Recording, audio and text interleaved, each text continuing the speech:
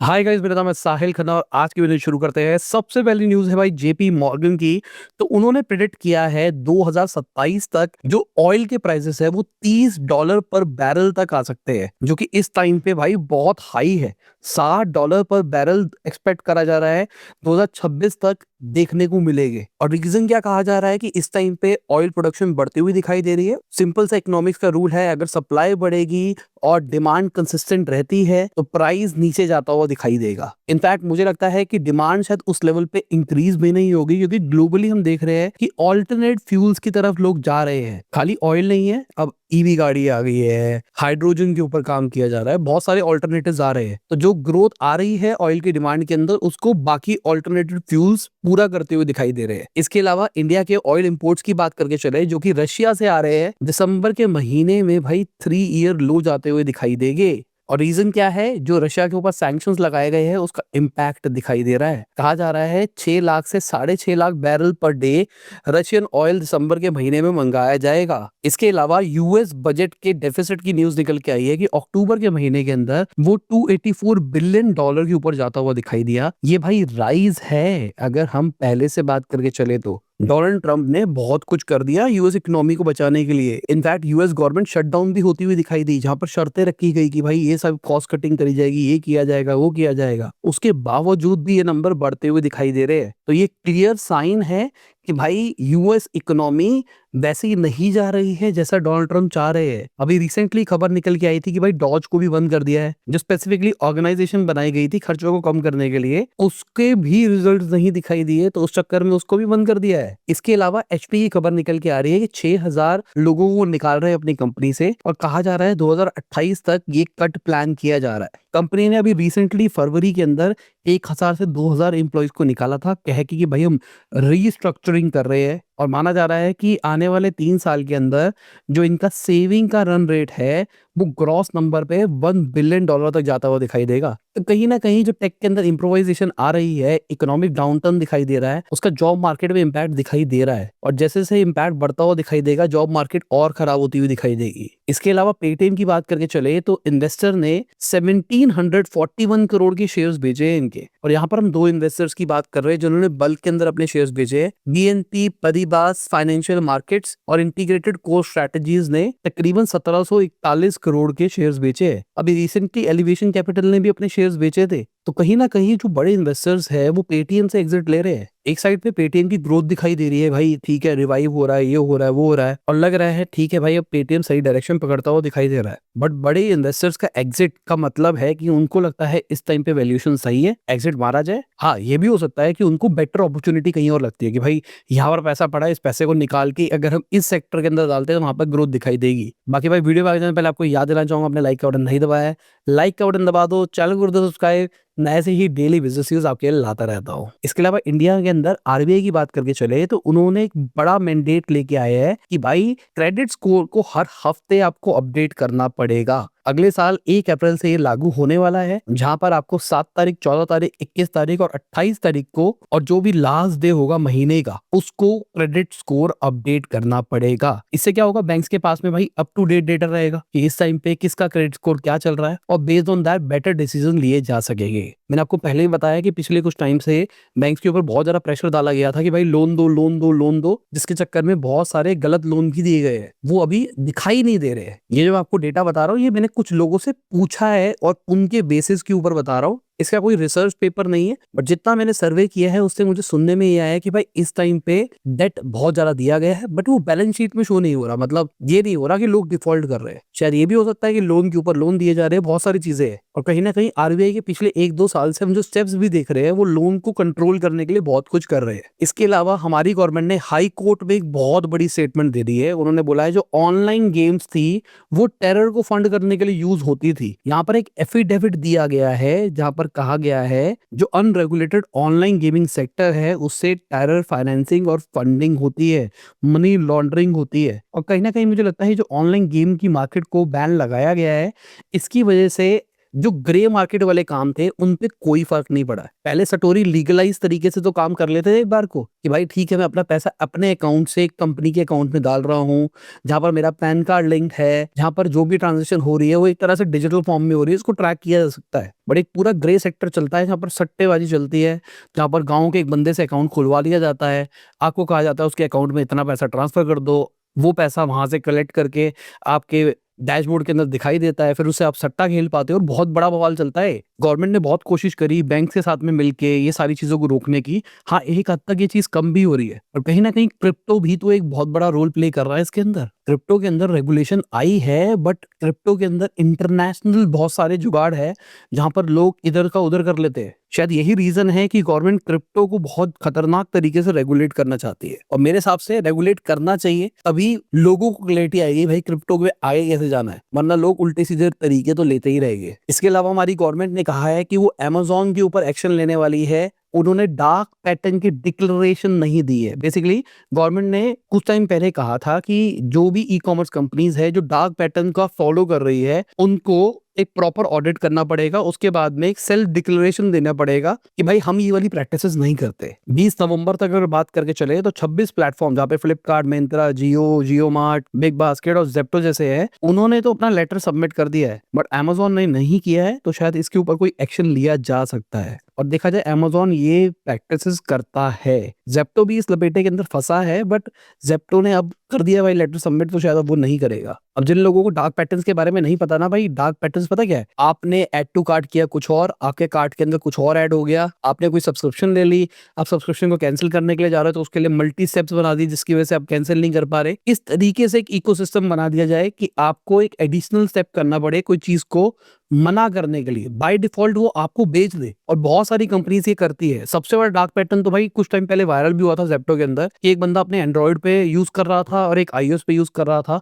तो आईओएस पे महंगा आ रहा था, एंड्रॉइड पे सस्ता आ रहा था। इनफैक्ट जिन लोगों ने प्रीमियम ले रखा है जेप्टो वेप्टो का, उनको प्रोडक्ट महंगे दिखाई दे रहे हैं, जिन्होंने नहीं ले रखा उनको सस्ते दिखाई दे रहे हैं। जो डेली यूजर है, जो बड़े बड़े ऑर्डर्स करते रहते हैं, उनको प्रोडक्ट महंगे दिखाई दे रहे हैं, जो डेली ऑर्डर्स नहीं है उनको सस्ते दिखाई दे रहे हैं। और ये बहुत सारी चीजें बीच में वायरल हुई थी, तो ये सारी चीजें भी डार्क पैटर्न के अंदर कंसिडर होती है। अब इन्होंने डिक्लेरेशन दे दिया, दिस मींस ये होता हुआ नहीं दिखाई देगा। डिक्लेरेशन कर दिया मतलब हम ये नहीं करते, आपने मुंह पे बोल दिया है। अब किसी ने अगर पकड़ा तो इसके ऊपर लीगल क्लेम्स हो सकते हैं। इसके अलावा एप्पल ने दिल्ली हाई कोर्ट के अंदर Indian global turnover penalty rule के अगेंस्ट अप्रोच किया है। अब बेसिकली रूल क्या कहता है? रूल कहता है कि अगर आप एंटी कॉम्पिटिटिव प्रैक्टिस के अंदर पकड़ा जाते हो, आप अपने कंपटीशन को दबाने के लिए कुछ अनफेयर मींस कर रहे हो, ये एलिगेशन आपके ऊपर प्रूफ होता है, तो आपके ऊपर जो फाइन लगेगा वो आपके ग्लोबल टर्नओवर के ऊपर लगेगा। अब अगर देखा जाए एप्पल का इंडिया का बिजनेस रिलेटिवली छोटा है, बढ़ रहा है बहुत तेजी से, पर रिलेटिवली छोटा है ग्लोबल के नंबर पे। अब इंडिया के अंदर सीसीआई कहता है कि भाई एप्पल इस टाइम पे एक डोमिनेंट पोजीशन के अंदर है, 30% जो वो ऐप स्टोर के ऊपर कमीशन लेता है उसकी वजह से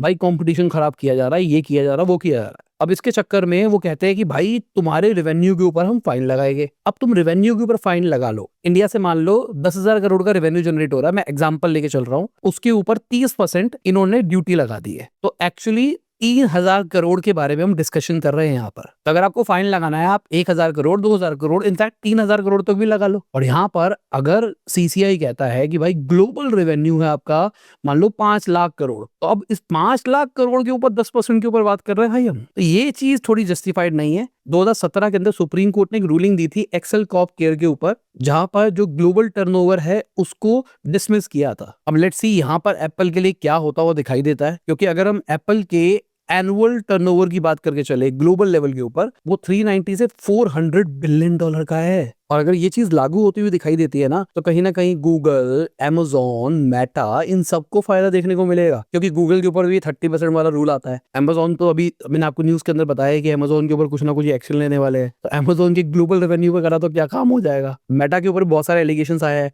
कि भाई मेटा के बहुत सारे प्लेटफॉर्म्स है और उन सबको इकट्ठा जोड़ के कुछ ना कुछ कांड कर रहे हैं, तो देखते हैं क्या होता है। बाकी रिलायंस की बात करके चले तो रिलायंस सैमसंग के साथ मिलकर AI डेटा सेंटर प्रोजेक्ट शुरू कर सकते हैं। $30 बिलियन $1 का इंडिया के अंदर जामनगर के अंदर ही बनाया जा रहा है भाई। कहीं ना कहीं मुकेश अंबानी जी की फेवरेट लोकेशन है जामनगर। जिनको ये जानना है ना, मैंने केस स्टडी बनाई थी ऐसे सदियों पहले, मेरी शायद one of the detailed research वो केस स्टडी थी। पूरा इंटरनेट छान मारा था जो भी मुझे मिल रहा था और उन सबको कंपाइल करके स्टोरी बनाई थी। ये वो जमाना है जिस टाइम पे एआई वगैरह नहीं होता था। उसके अंदर मैंने रिलायंस के बारे में सब कुछ बताया था, तो उसको देखोगे आपको समझ में आएगा कि मुकेश अंबानी की जामनगर फेवरेट क्यों है। अभी तो हमको ये एआई हब की डायरेक्शन में दिखाई दे रहा है, बट कहीं ना कहीं जामनगर से मुकेश अंबानी जी का बहुत अच्छा रिलेशनशिप है। इसके अलावा अडानी ग्रुप की बात करके चले तो 47,375 करोड़ का एबिटा रिपोर्ट किया उन्होंने। फर्स्ट हाफ की बात कर रहा हूं मैं। जो लोग क्रिटिसाइज करते हैं ना भाई ये कंपनी ऐसी है वैसी है वैसी है, भाई अडानी को क्यों करते हो? जो लॉस मेकिंग कंपनी से इनकी अनाप शनाप वैल्यूएशन हो रखी है उनकी बात करो ना। ठीक है भाई, डेट बहुत ज्यादा लेते हैं, बिजनेस थोड़ा रिस्की होता है, बट बिजनेस ग्रो कर रहा है। इनका जो डेट टू एबिटा रेशियो है वो 3x के ऊपर है, जो कि हायर साइड पे ही है।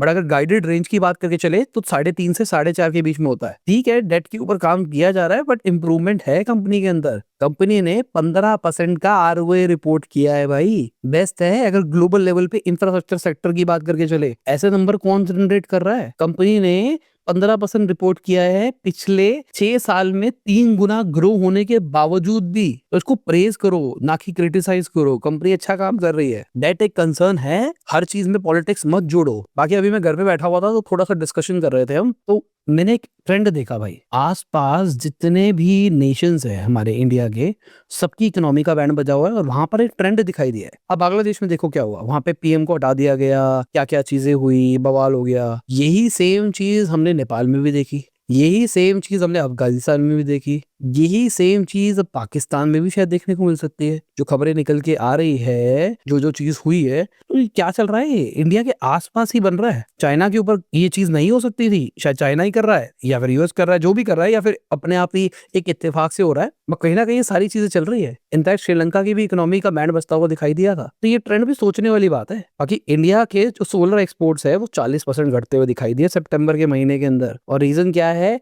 50% जो टैरिफ लगाया गया है इंडिया के सोलर के ऊपर यूएस की तरफ से, वो ही एक इम्पैक्ट लाके दे रहा है। 90% जो यूएस के अंदर सोलर पैनल जाते थे वो इंडिया के थ्रू जाते थे, और अब 50% टैरिफ के चक्कर में नहीं जा पा रहे, नंबर घटते हुए दिखाई दे रहे हैं। इसके अलावा हमारी गवर्नमेंट की बात करके चले तो 73,000 करोड़ के रेयर अर्थ स्कीम निकाली है, जहाँ पे रेयर अर्थ परमानेंट मैग्नेट्स के ऊपर ध्यान दिया जा रहा है। कहा जा रहा है 6,000 टन हम ये वाली मैग्नेट्स बना पाएंगे आने वाले 7 साल के अंदर, जो कि एक अच्छा नंबर है। अगर हम ईवी रेवोल्यूशन मोटर की बात करके चले तो उसके लिए एक इंपॉर्टेंट कंपोनेंट है ये मैग्नेट। ऑल्दो इंडिया के अंदर ये मैग्नेट फ्री भी मोटर्स बननी शुरू हो गई है, कई कंपनीज के क्लेम भी है। अब उन्होंने खुद से किया है, किसी का चोरी किया है, वो बात अलग है। इसके अलावा क्लियर टेक्स की बात करके चले तो 95 करोड़ का लॉस रिपोर्ट किया फाइनेंशियल ईयर 25 के अंदर इन्होंने। मैंने इनके फाउंडर के साथ में पॉडकास्ट किया था बहुत टाइम पहले, कोविड टाइम्स की बात है, मुझे अभी तक याद है। बढ़िया बंदे थे भाई, बात करके बहुत मजा आया था। उस वीडियो पे उतने व्यूज नहीं है जितना बढ़िया कंटेंट था। कहीं ना कहीं मुझे लगता है जो भी हमने वर्चुअल किया था ना, वो सीजन उतना अच्छा नहीं गया था। फिजिकल जब करते थे ज्यादा अच्छे व्यूज आते थे। बाकी कंपनी के नंबर्स इंप्रूव होते हुए दिखाई दिए, पर अच्छे नहीं है। अगर अभी की बात करके चले तो 1 रुपए कमाने के लिए 1 रुपए 36 पैसा कंपनी खर्च कर रही है। कंपनी का एबिटा मार्जिन -33% से ज्यादा है, ROCE -173% से ज्यादा है। अच्छी बात यह है कंपनी के पास में कैश बैंक बैलेंस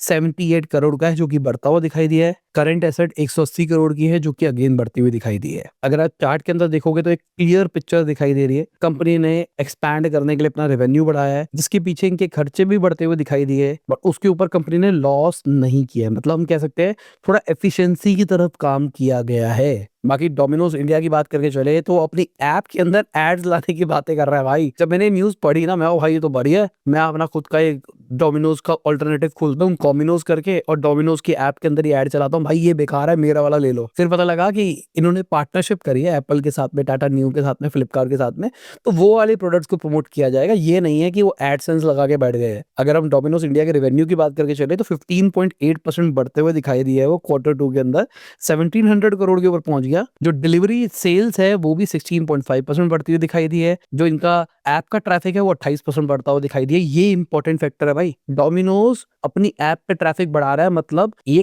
खुद से ही ऑर्डर जनरेट कर पा रहा है, इनको थर्ड पार्टी प्लेटफॉर्म्स की जरूरत नहीं पड़ रही, ये नंबर बता रहे हैं। बाकी लॉयल्टी मेंबरशिप भी इनकी 40 मिलियन को क्रॉस करती हुई दिखाई दी है। बाकी मुझे अभी लगता है कि डोमिनोज के ऑल्टरनेटिव्स बहुत इकट्ठे हो रहे हैं भाई। फ्रेश जो बनाना कोई बहुत बड़ा काम तो रह नहीं गया। इंस्टेंट ईस्ट आती है मार्केट के अंदर, 40-50 रुपए की आइटम नहीं है। गर्म पानी लो, थोड़ी चीनी डालो, घोलो, अंदर इंस्टेंट ईस्ट डालो, झाग बनाओ, मैदे के साथ में मिक्स करो, सेटल होने दो, आपका डो बन गया। रोटी बेलो, सामान डालो और ओवन में डाल के पिज्जा बना लो। तो मेरे हिसाब से कोई बहुत बड़ी एक्सपर्टीज नहीं रह गई है आज के टाइम पे। इनफैक्ट एयर फ्रायर टाइप की चीजों के अंदर भी बढ़िया पिज्जा बन जाते हैं। आपको क्या लगता है, कमेंट सेक्शन के अंदर बताना आपके हिसाब से, क्या ये पिज्जा वाली मार्केट जो पहले एक प्रीमियम सेक्टर हुआ करता था पिज्जा खा रहे जी, वो अब एक कॉमन चीज हो जाएगी या फिर नहीं। बाकी लैरी पेज की बात करके चले तो वो वर्ल्ड के सेकंड रिचेस्ट पर्सन बन गए भाई। यहाँ पे अगर आप देखोगे, लैरी पेज भी इसी के अंदर आ रहे हैं और सर्जी ब्रायन भी इसी के अंदर आ रहे हैं। दोनों की नेटवर्थ बहुत तेजी से बढ़ती हुई दिखाई दी है। लैरी एल्सन नीचे गए। एक जमाना था अभी कुछ टाइम पहले ही लैरी एल्सन $400 बिलियन का मार्क छू गए थे भाई, और एप्पल की वैल्यूएशन ऐसे भागती हुई दिखाई दी थी जिसका कोई जस्टिफिकेशन नहीं था।